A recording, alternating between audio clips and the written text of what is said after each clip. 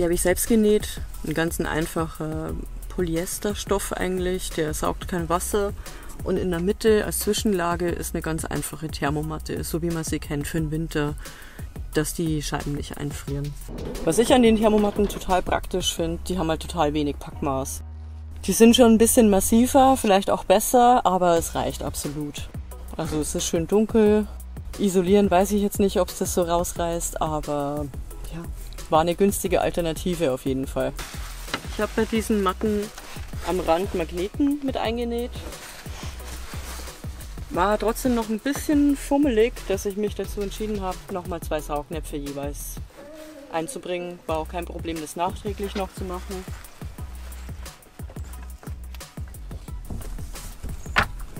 Und so in Kombination geht es eigentlich ganz schnell. In diesem Video zeige ich euch, wie ich die Verdunklungsmatten mit Saugnäpfe, also ohne Magnete, für ein Renault Kangoo nähe.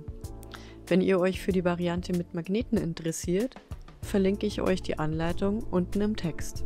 Was ihr dafür benötigt: Butterbrotpapier oder alte Zeitungen zum Zeichnen der Schablonen, Stoff zum Nähen, eine Alumatte, am besten gleich in XXL, Schrägband zum Umsäumen, Saugnäpfe, entweder mit Gewinde zum Schrauben oder mit einem Metallring. Und wenn ihr es magnetisch mögt, dann wasserfeste Neodym-Magnete in Plastik eingeschweißt. Die eignen sich besonders gut zum Einnähen. Ich mache mir immer gern eine Skizze, damit ich weiß, wie viel Material ich brauche und nicht unnötig viel verbrauche. Ich habe meine Schablone, welche so groß ist wie meine Fensterscheibe. Den Umriss zeichne ich mir auf den Stoff mit genügend Spielraum an den Seiten. Wenn ihr Magneten mit einnähen möchtet, dann lasst einfach mehr Spielraum drumherum. Am besten ins Auto gehen und testen, an welchen Stellen sich die Magnete eignen. Die Alumatte schneidet ihr auf die Größe des Fensters mit der Schablone. Ich fixiere meine beiden Stofflagen. Ich habe mich für einen hellen Stoff für innen und einen dunklen Stoff für außen entschieden. So sieht es von außen aus, als ob man super getönte Scheiben hat und ist total unauffällig. Ich checke Faden und die Fadenspannung ganz gern immer an einem Stückchen Stoff, weil eigentlich stehe ich ein bisschen auf Kriegsfuß mit meiner Nähmaschine. Ich nähe einmal an der eingezeichneten Linie meine Stoffe zusammen, lasse aber eine Seite noch offen. So habe ich eine Art Tasche für die Alumatte. Wieso? Ich finde es leichter, als mit der Alumatte einmal drumherum zu nähen. Die Alumatte stecke ich nun in die Tasche und nähe die offene Seite zu.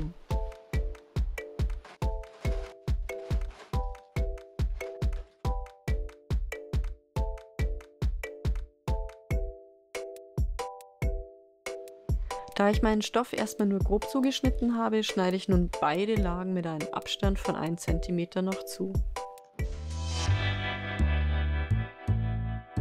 Jetzt kommt das Schrägband zum Einsatz. Am Anfang dachte ich mir immer, das ist ganz schön kompliziert.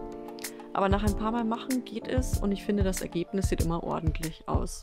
Als erstes stecke ich mir das Schrägband einmal Kante auf Kante mit meinen Stoffen fest. Und auch gleich die beiden Enden des Schrägbandes beachten. Einfach das unterste Ende einknicken, damit es einen sauberen Abschluss gibt.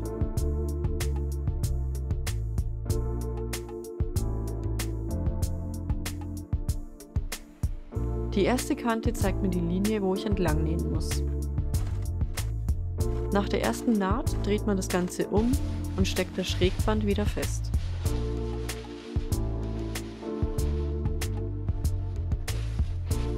Die Enden auch gleich wieder gut feststecken.